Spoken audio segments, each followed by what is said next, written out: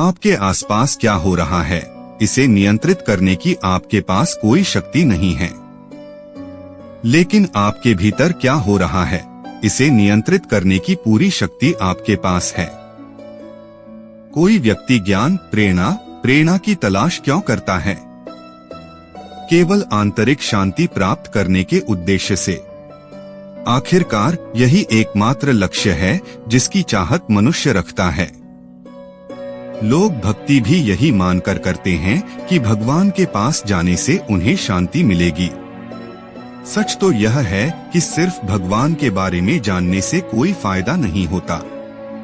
एक बार जब आप समझ जाते हैं कि कर्म का विज्ञान ही सब कुछ का कारण है, तो आप यह भी समझ जाएंगे कि आप भगवान को नहीं पा सकते। भगवान का उपयोग और ईश्वरत्व का अनुभव ही किया जा सकता है। चाहे कोई व्यक्ति बाहरी तौर पर कुछ भी क्यों न करे, आत्मज्ञान और कर्म विज्ञान, कर्म शास्त्र या आत्म परिवर्तन के नियमों के ज्ञान के बिना आंतरिक शांति प्राप्त करना असंभव है। कर्म ही जीवन में व्यावहारिक अनुभव और अभिव्यक्ति का एकमात्र कारण है। इस ज्ञान के बिना व्यक्ति केवल माया की शक्ति द्वारा निर्देशित होता है। और चाहे व्यक्ति के इरादे कितने भी अच्छे क्यों न हो, वह निम्नलिखित व्यवहारों को अपना लेता है। चर्चा के बजाय बहस, व्यक्ति बहस में पड़ जाता है और चर्चा के लिए तैयार नहीं होता। व्यक्ति असमंजस में रहता है और निर्णय लेना मुश्किल होता है। यहाँ तक कि लिया गया निर्णय भी दृढ़ संकल्प और एहसास से नहीं, बल्कि व्यक्ति की धारणा और अपेक्षाओं के आधार पर होता है। अपनी गलतियों को स्वीकार न कर पाना, व्यक्ति कभी भी अपनी गलतियों और दोषों को स्वीकार नहीं करता। आगे बढ़ने के लिए यही एकमात्र विकल्प और मौका है। इसके बजाय हर मौके पर व्यक्ति दूसरों को दोषी ठहराता है और उनकी गलतियां ढूंढता है। सराहना की कमी मनुष्य की सबसे बड़ी जरूरतों में से एक है। सराहना। खुद से अनभिज्ञ व्यक्ति दूसरे की सफलता की सराहना नहीं कर सकता और इसके बजाय उससे चिढ़ जाता है। वे दूसरों की सफलता से सही सबक सीखने के बजाय उसमें कमियां ढूंढते हैं। दूसरों पर नियंत्रण, व्यक्ति अपनी विचारधारा और धारणा के लिए दूसरों को नियंत्रित या नष्ट करना चाहता है। इस प्रक्रिया में वह खुद को नष्ट कर लेता है। उनकी ऊर्जा और जीवन मैं सही हूँ यह साबित करने में बर्बाद हो जाता है। धर्म से विचलन, व्यक्ति कभी भी आवश्यक धर्म का जीवन नहीं जिएगा, बल्कि लगातार भावनात्मक नाटक में लिप्त रहेगा। माया द्वारा संचालित जीवन से कोई कैसे मुक्त हो सकता है? स्वयं का ज्ञान, कर्म शास्त्र और आत्मध्यान का अभ्यास व्यक्ति को आत्मविनाशकारी और हानिकारक पैटर्न से मुक्त करके उसे दिव्य चेतना की स्थिति तक ले जाता है। एक ऐसी स्थिति जहां हर चीज का ध्यान रखा जाता है और आपके मांगने से पहले ही आपको मिल जाता है। भविष्य कुछ और नहीं बल्कि अपने अतीत को फिर से जीना है। इसलिए अपने भविष्य को फिर से लिखने के लिए अपने अतीत को मिटा दें। आपका जीवन इस बात से संचालित होता है कि आपके पास वह सब कुछ है जो आप चाहते हैं। भावनात्मक स्थिरता, आंतरिक शांति, वित्तीय समृद्धि, सब कुछ आपको समय पर दिया जाता है। यह हर आत्मा के लिए मानव रूप में जीवन लेने का सबसे बड़ा कारण है। यह महसूस करना कि आपके पास वह सब कुछ है जो आप चाहते हैं और शांति, सफलता और खुशी का जीवन जीना। आपको शांति, सफलता और खुशहाल जीवन की शुभकामनाएं। कवि कहते हैं, हम महिमा के बादलों को पीछे छोड़ते हुए आते हैं। हालांकि हम सभी महिमा के बादलों के रूप में नहीं आते हैं, हम में से कुछ काले कोहरे के रूप में आते हैं। इस बारे में कोई सवाल नहीं हो सकता। लेकिन हम में से हर कोई इस दुनिया में लड़ने के लिए आता है, जैसे कि युद्ध के मैदान में। हम यहाँ रोते हुए आते हैं ताकि हम जितना हो सके उतना लड़ सकें और इस अनंत जीवन सागर के माध्यम से अपने लिए एक रास्ता बना सकें। हम आगे बढ़ते हैं, हमारे पीछे लंबे युग और आगे एक विशाल विस्तार है। हम चलते रहते हैं जब तक कि मृत्यु नहीं आ जाती और हमें मैदान से बाहर नहीं ले जाती। विजय या पराजित हम नहीं जानते। और यह माया है। बचपन के दिल में उम्मीद की भावना प्रबल होती है। बच्चे की खुलती आंखों के लिए पूरी दुनिया एक सुनहरा नजारा है। वह सोचता है कि उसकी इच्छा ही सर्वोच्च है। जैसे जैसे वह आगे बढ़ता है, हर कदम पर प्रकृति एक अडिग दीवार की तरह खड़ी रहती है, जो उसके भविष्य की प्रगति को रोकती है। वह खुद को बार बार उससे टकराता है, उसे तोड़ने की कोशिश करता है। वह जितना आगे बढ़ता है, आदर्श उतना ही पीछे हटता जाता है। अंत में मृत्यु आ जाती है और शायद मुक्ति मिल जाती है। और यही माया है। विज्ञान का आदमी आगे बढ़ता है, वह ज्ञान की प्यास रखता है। उसके लिए कोई भी त्याग बड़ा नहीं है, कोई भी संघर्ष बहुत निराशाजनक नहीं है। वह प्रकृति के रहस्य के बाद रहस्य की खोज करते हुए आगे बढ़ता है, उसके अंतरतम हृदय से रहस्यों की खोज करता है। और किस लिए? यह सब किस लिए? हम उसे महिमा क्यों दें? उसे प्रसिद्धि क्यों प्राप्त करनी चाहिए? क्या प्रकृति किसी भी मनुष्य से अनंत गुना अधिक नहीं करती है? और प्रकृति सुस्त जड़ है।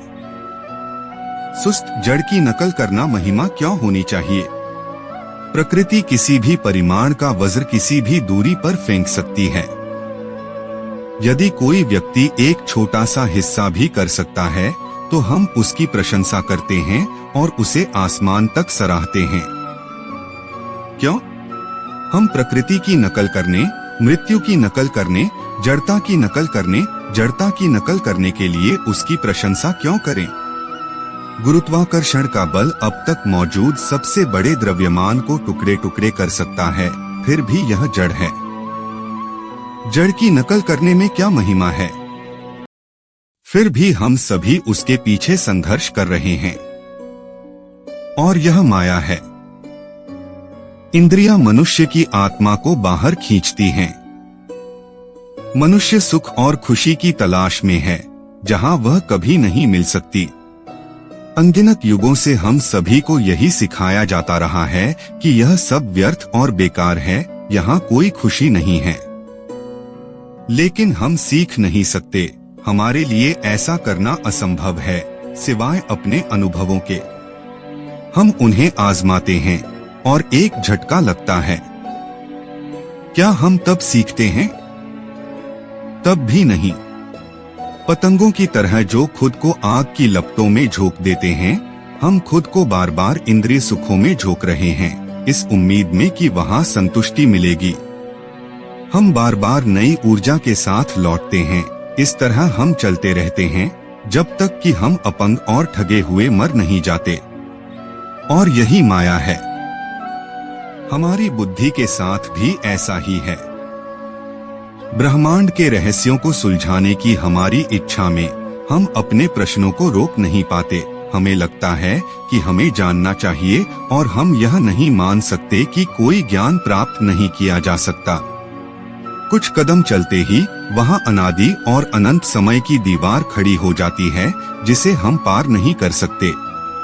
कुछ कदम चलते ही वहां असीम अंतरिक्ष की दीवार दिखाई देती है, जिसे पार नहीं किया जा सकता और संपूर्ण कारण और प्रभाव की दीवारों से अपरिवर्तनीय रूप से बंधा हुआ है। हम उनसे आगे नहीं जा सकते। फिर भी हम संघर्ष करते हैं और अभी भी संघर्ष करना पड़ता है। और यही माया है। हर सांस के साथ, दिल की हर धड़कन के साथ, हमारी हर हरकत के साथ हम सोचते हैं कि हम आजाद हैं, और ठीक उसी पल हमें दिखाया जाता है कि हम आजाद नहीं हैं। बंधे हुए गुलाम, प्रकृति के गुलाम, शरीर में, मन में, हमारे सभी विचारों में, हमारी सभी भावनाओं में। और यही माया है। ऐसी कोई माँ नहीं थी जो यह न सोचती हो कि उसका बच्चा जन्मजात प्रतिभाशाली है, अब तक पैदा हुआ सबसे असाधारण बच्चा है। वह अपने बच्चे से बहुत प्यार करती है। उसकी पूरी आत्मा बच्चे में है। बच्चा बड़ा हो जाता है, शायद शराबी बन जाता है, क्रूर हो जाता है, माँ के साथ बुरा व्यवहार करता है, और जितना अधिक वह उसके साथ बुरा व्यवहार करता है, उतना ही उसका प्यार बढ़ता जाता है। दुनिया इसे माँ के निस्वार्थ प्रेम के रूप में सराहती है। यह कल्पना भी नहीं करती कि माँ जन्मजात गुलाम है। वह ऐसा नहीं कर सकती। वह 1000 बार बोझ उतार देना चाहती है, लेकिन वह ऐसा नहीं कर सकती। इसलिए वह इसे फूलों के ढेर से ढक देती है, जिसे वह अद्भुत प्रेम कहती है। और यही माया है। संसार में हम सब ऐसे ही हैं। एक कथा कहती है कि एक बार नारद ने कृष्ण से कहा, प्रभु मुझे माया दिखाइए। कुछ दिन बीत गए और कृष्ण ने नारद से रेगिस्तान की ओर चलने को कहा, और कई मील चलने के बाद कृष्ण ने कहा, नारद मुझे प्यास लगी है, क्या तुम मेरे लिए पानी ला सकते हो? मैं अभी जाकर आपके लिए पानी लाता हूँ महाराज। तो नारद चले गए। थोड़ी दूर पर एक गांव था। वह पानी की तलाश में गांव में घुस गया और एक द्वार पर दस्तक दी, जिसे एक बहुत ही सुंदर युवती ने खोला। उसे देखते ही वह तुरंत भूल गया कि उसके गुरु पानी की प्रतीक्षा कर रहे थे। शायद पानी की कमी के कारण मर रहे थे। वह सब कुछ भूल गया और लड़की से बात करने लगा। उस पूरे दिन वह अपने गुरु के पास नहीं लौटा। अगले दिन वह फिर से घर पर था, लड़की से बात कर रहा था। वह बातचीत प्रेम में बदल गई। उसने पिता से बेटी के लिए कहा और वे विवाह करके वहीं रहने लगे और उनके बच्चे हुए। इस प्रकार 12 वर्ष बीत गए। उसके ससुर की मृत्यु हो गई। उसे उसकी संपत्ति विरासत में मिली। जैसा कि वह सोचता था, वह अपनी पत्नी और बच्चों, अपने खेतों और अपने मवेशियों आदि के साथ बहुत सुखी जीवन जी रहा था। फिर बाढ़ आ गई। एक रात नदी इतनी बढ़ गई कि वह अपने किनारों से बाहर निकल गई और पूरे गांव में बाढ़ आ गई। घर गिर गए, आदमी और जानवर बह गए और डूब गए और सब कुछ धारा की तेज धारा में तैरने लगा। नारद को भागना पड़ा। एक हाथ से उन्होंने अपनी पत्नी को और दूसरे हाथ से अपने 2 बच्चों को पकड़ रखा था। एक और बच्चा उनके कंधों पर था और वे इस प्रचंड बाढ़ को पार करने की कोशिश कर रहे थे। कुछ कदम चलने के बाद उन्होंने पाया कि धारा बहुत तेज थी और उनके कंधों पर रखा बच्चा गिर गया और बह गया। नारद के मुंह से निराशा की चीख निकली। उस बच्चे को बचाने की कोशिश में उन्होंने दूसरे बच्चों में से एक को पकड़ लिया और वह भी खो गया। अंत में उनकी पत्नी, जिसे उन्होंने पूरी ताकत से पकड़ रखा था, धारा के साथ दूर जा गिरी और वे किनारे पर गिर गए और फूट फूट कर रोते और विलाप करते रहे। उसके पीछे से एक कोमल आवाज आई, मेरे बच्चे, पानी कहाँ है? तुम पानी का घड़ा लेने गए थे और मैं तुम्हारा इंतजार कर रहा हूँ। तुम आधे घंटे से चले आ रहे हो। आधे घंटे से, नारद ने कहा। उनके दिमाग में पूरे 12 साल गुजर गए थे और ये सारे दृश्य आधे घंटे में हो गए। और यही माया है। किसी न किसी रूप में हम सब इसमें हैं। इसे समझना बहुत कठिन और जटिल है। हर देश में इसका प्रचार किया गया है, हर जगह पढ़ाया गया है, लेकिन केवल कुछ ही लोग इस पर विश्वास करते हैं, क्योंकि जब तक हम स्वयं इसका अनुभव नहीं कर लेते, तब तक हम इस पर विश्वास नहीं कर सकते। यह क्या दर्शाता है? कुछ बहुत भयानक, क्योंकि यह सब व्यर्थ है। समय जो सबका प्रतिशोधक है, आता है और कुछ भी नहीं बचता। वह संत और पापी, राजा और किसान, सुंदर और कुरूप को निगल जाता है। वह कुछ भी नहीं छोड़ता। सब कुछ उसी एक लक्ष्य, विनाश की ओर भाग रहा है।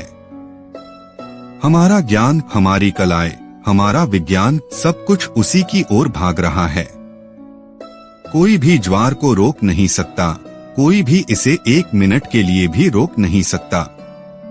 हम इसे भूलने की कोशिश कर सकते हैं, उसी तरह जैसे प्लेग से पीड़ित शहर में लोग शराब पीकर, नाच गाकर और अन्य व्यर्थ प्रयासों से विस्मृति पैदा करने की कोशिश करते हैं और इस तरह पंगु हो जाते हैं।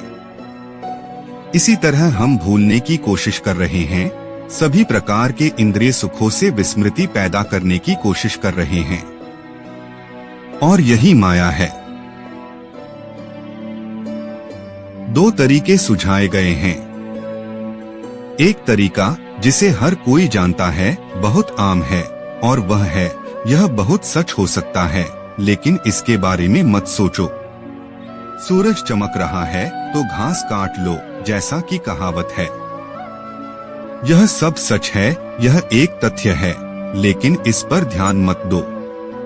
जो थोड़े से सुख मिल सकते हैं उन्हें पाओ, जो थोड़ा बहुत कर सकते हो करो। तस्वीर के अंधेरे पक्ष को मत देखो, बल्कि हमेशा उम्मीद भरे सकारात्मक पक्ष को देखो। इसमें कुछ सच्चाई है, लेकिन एक खतरा भी है। सच तो यह है कि यह एक अच्छी प्रेरक शक्ति है।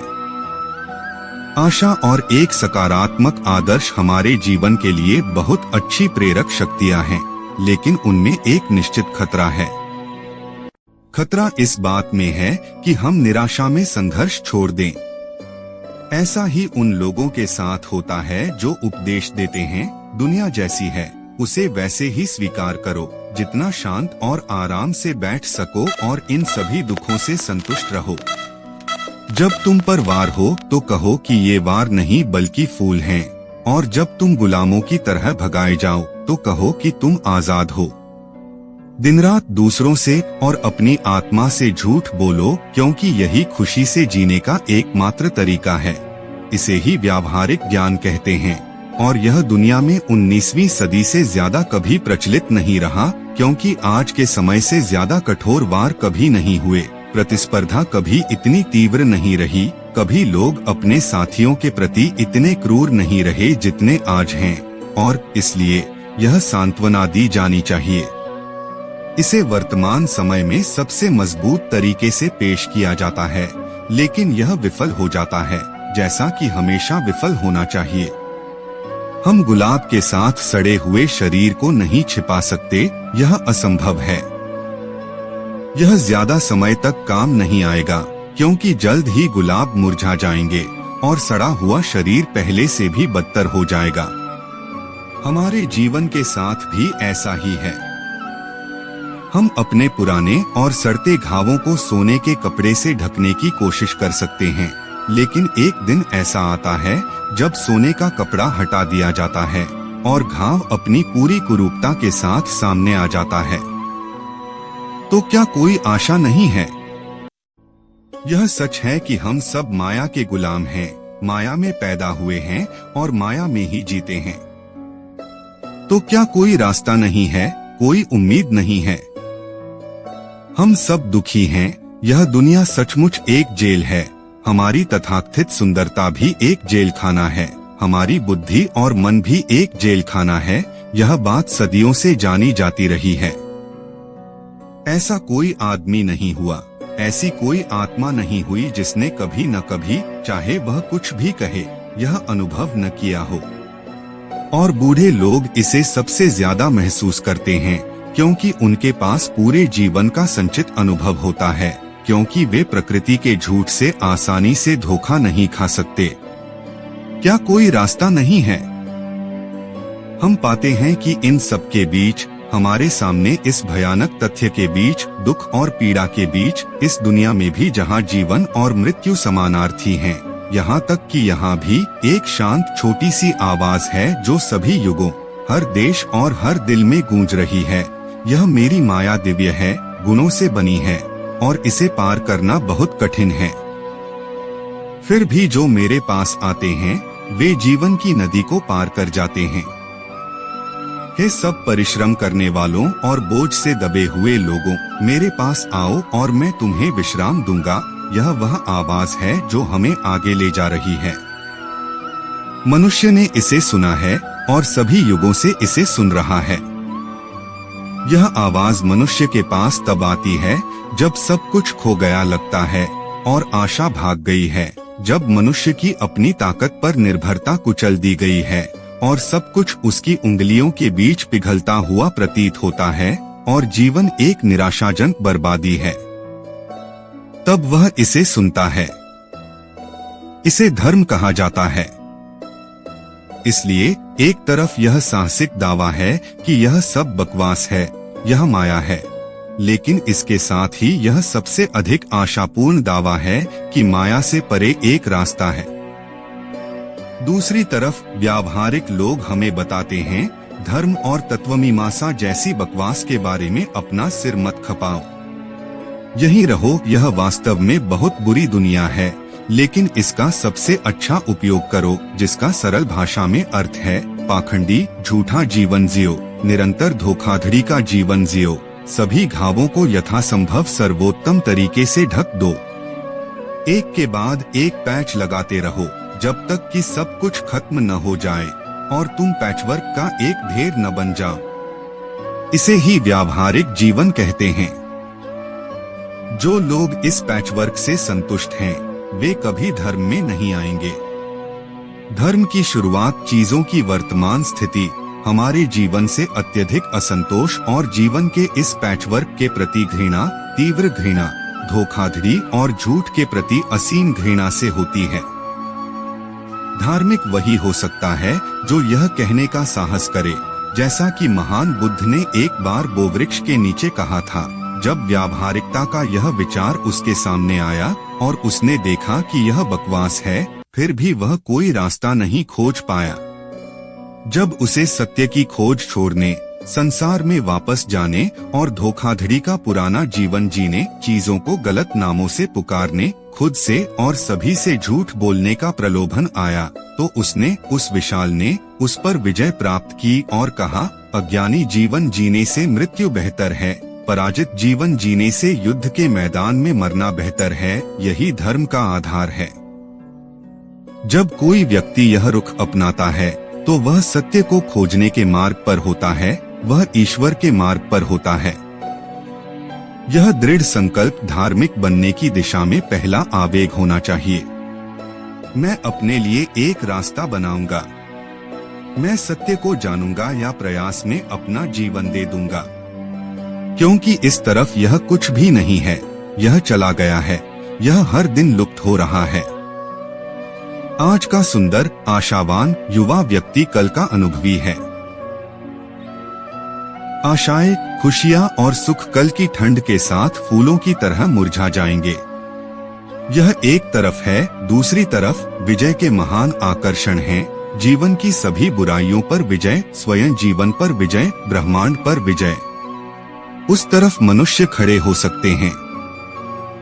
इसलिए जो लोग विजय के लिए, सत्य के लिए, धर्म के लिए संघर्ष करने का साहस करते हैं, वे सही रास्ते पर हैं और यही वेद उपदेश देते हैं। निराश मत हो, रास्ता बहुत कठिन है, जैसे कि छुरे की धार पर चलना, फिर भी निराश मत हो, उठो, जागो और आदर्श लक्ष्य को पाओ। धर्म के ये सभी विभिन्न रूप, चाहे वे किसी भी रूप में मानव जाति के सामने आए हों, उनका एक ही सामान्य केंद्रीय आधार है।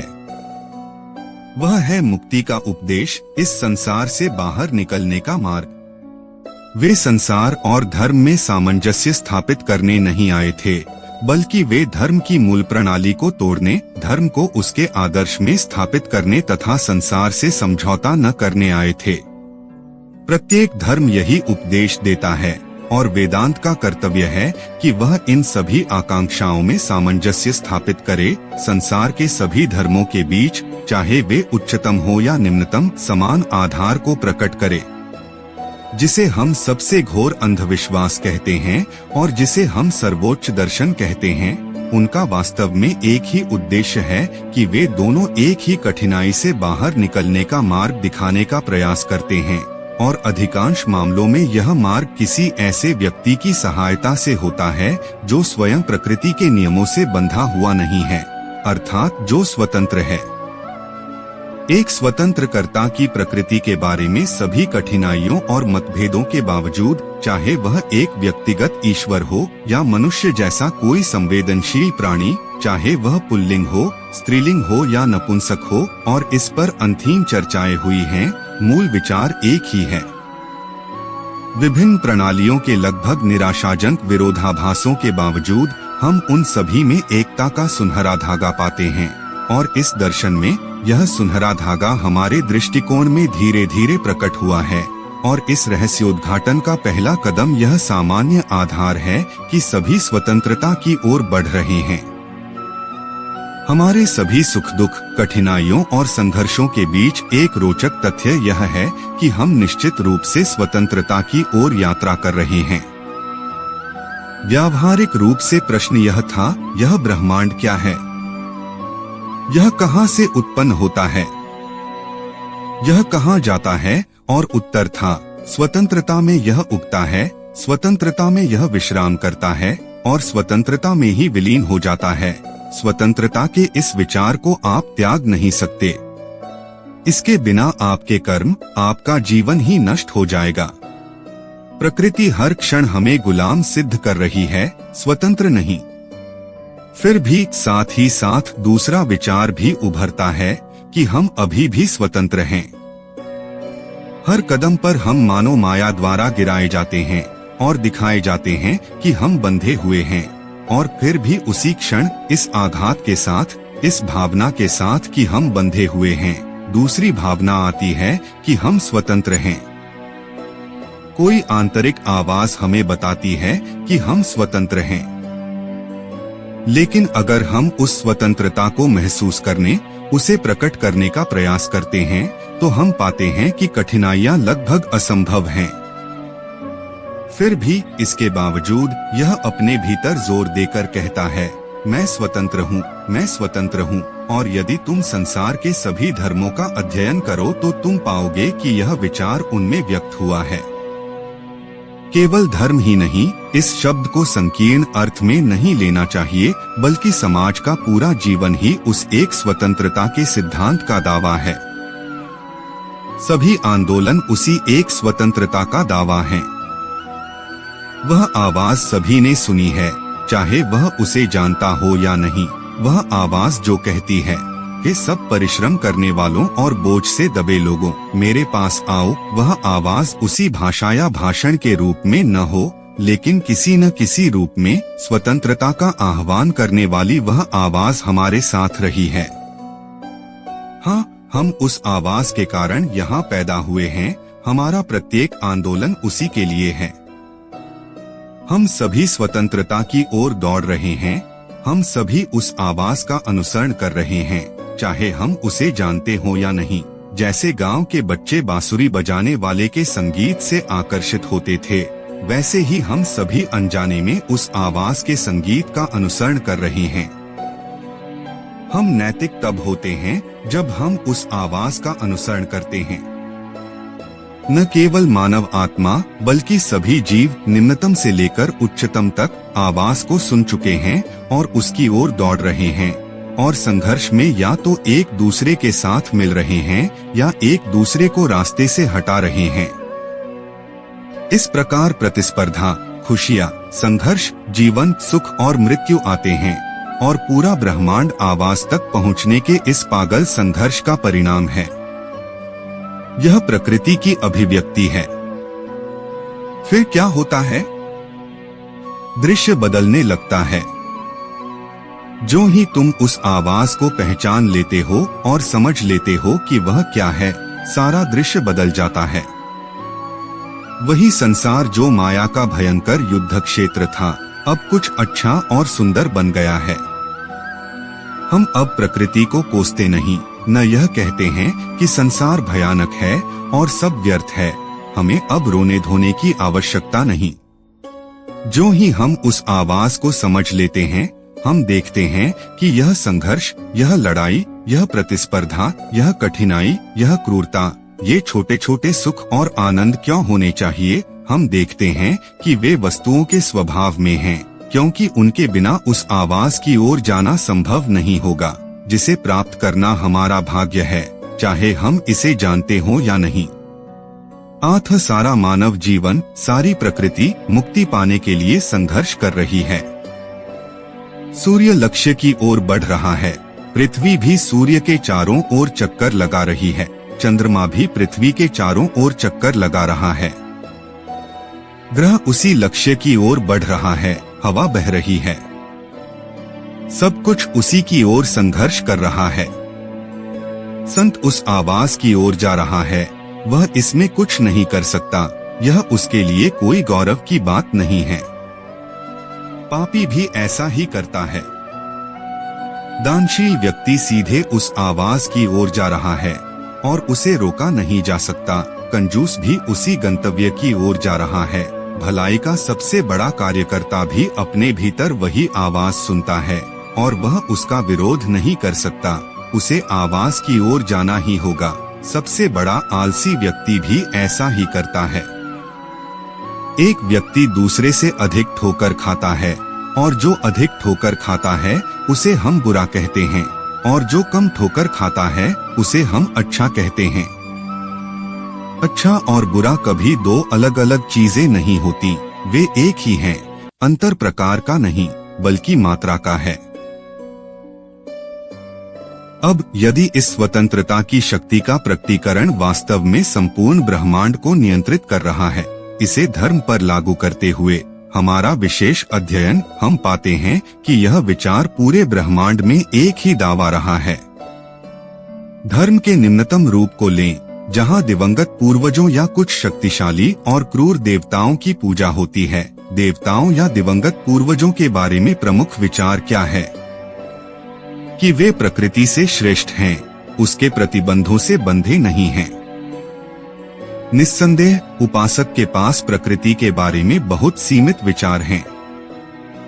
वह स्वयं दीवार को पार नहीं कर सकता, न ही आकाश में उड़ सकता है, लेकिन जिन देवताओं की वह पूजा करता है वे ये सब कर सकते हैं। दार्शनिक रूप से इसका क्या अर्थ है? कि स्वतंत्रता का दावा है कि जिन देवताओं की वह पूजा करता है वे प्रकृति से श्रेष्ठ हैं, जैसा कि वह जानता है। यही बात उन लोगों के साथ भी लागू होती है जो इससे भी उच्चतर प्राणियों की पूजा करते हैं।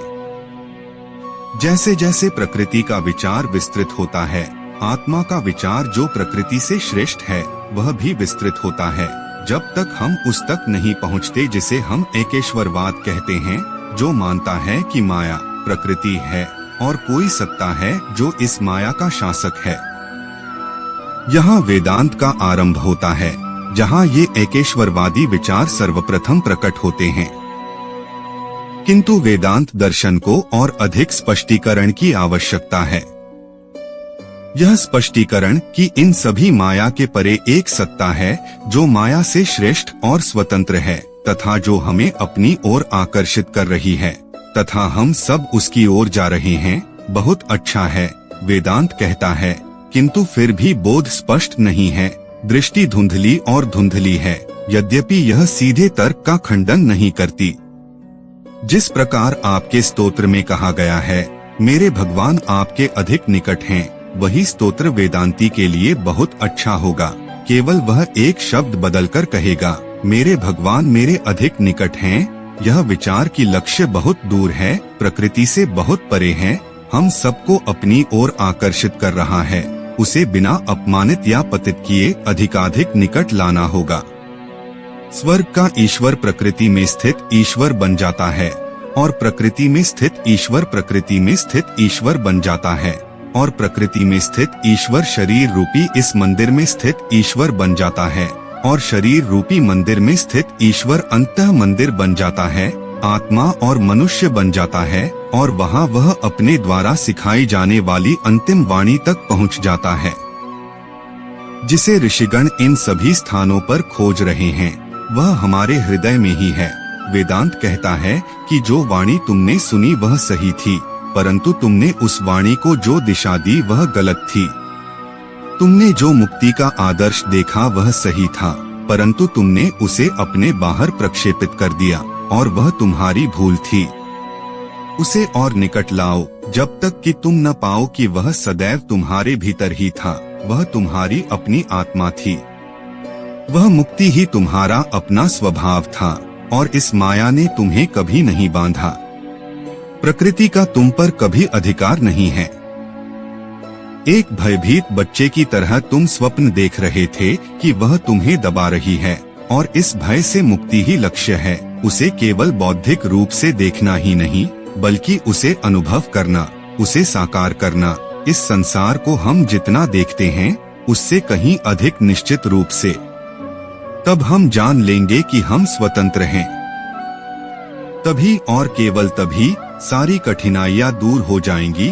तब हृदय की सारी उलझनें सुलझ जाएंगी, सारी टेढ़ी मेढ़ी बातें सीधी हो जाएंगी। तब अनेकता और प्रकृति का भ्रम मिट जाएगा और माया अब जैसी भयावह निराशाजनक स्वप्न न रहकर सुंदर हो जाएगी और यह पृथ्वी कारागार न रहकर हमारा क्रीड़ा स्थल बन जाएगी।